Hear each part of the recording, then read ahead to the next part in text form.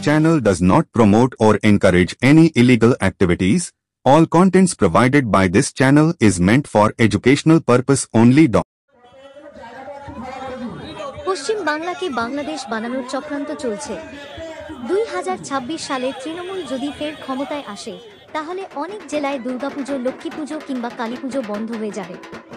শনিবার কাঁচরাপাড়া শ্যামাপ্রসাদ মুখার্জি স্মৃতি রক্ষা কমিটির দুর্গাপুজোর দ্বারঘাটন অনুষ্ঠানে হাজির হয়ে এমনটাই বললেন বিজেপি নেতা দিলীপ ঘোষ। বলবেন কি এটা কি বাংলাদেশ হয়ে গেছে নাকি পশ্চিম বাংলা আছে? সবে তো একজন বিধায়ক বলছে টিএমসির 26-এ যদি টিএমসি আবার সরকারে আসে তো অনেক বিধায়ক বলবে অনেক জেলাতেই হয়তো দুর্গাপূজা, লক্ষ্মী পূজা, কালী পূজা বন্ধ হয়ে যাবে। মমতা ব্যানার্জি ঠিক করে দেন কবে বিসর্জন হবে, কবে পুজো হবে, কবে উদ্বোধন হবে। আর তারা বিধায়করা বলে দিচ্ছেন যে আজান চলাকালীন পুজোর মাইক বাজবে না। আমরা যেটা বলে এসেছি পশ্চিম বাংলাদেশ করার চক্রান্ত চলছে সেটাই প্রায় হয়ে গেছে। আমডাঙ্গার তৃণমূলের বিধায়কের করা মন্তব্যের প্রসঙ্গে তিনি বলেন, তার দলের নেত্রী মমতা ব্যানার্জি ঠিক করে দিচ্ছেন কবে পুজো হবে, কবে উদ্বোধন হবে আর কবে বিসর্জন হবে।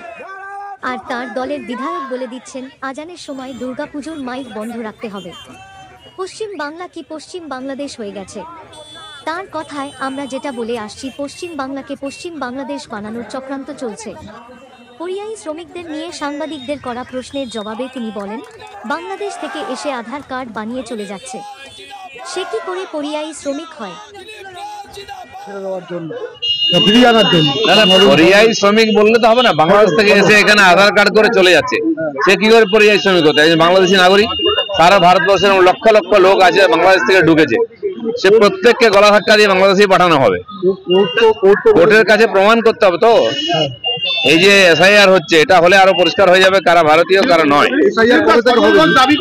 হয়ে যাবে, বিহারে যখন হয়েছে এখানে হবে।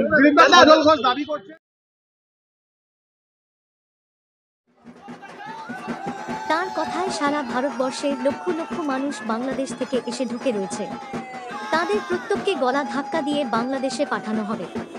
তিনি জোর সঙ্গে বলেন, বিহারে এসআইআর হয়েছে, বাংলাতেও হবে। এসআইআর হলে পরিষ্কার হয়ে যাবে কারা ভারতীয় আর কারা অনুপ্রবেশকারী। কাঁচরাপাড়া কবিগুরু রবীন্দ্র পথের ধারে লক্ষ্মী সিনেমা সংলগ্ন এলাকায় শ্যামাপ্রসাদ মুখার্জি স্মৃতি রক্ষা কমিটির তরফে প্রথম বর্ষের দুর্গাপুজোর আয়োজন করা হয়েছে। এদিন মণ্ডপে ফিতে কেটে ও প্রদীপ প্রজ্বলন করে দুর্গাপুজোর দ্বারঘাটন করেন বিজেপি নেতা দিলীপ ঘোষ। উক্ত অনুষ্ঠানে উপস্থিত ছিলেন বিজেপি ব্যারাকপুর সাংগঠনিক জেলার বহু নেতৃত্ব থেকে শুরু করে দলের স্থানীয় কার্যকর্তারা। ব্যুরো রিপোর্ট, কলমের দুনিয়া।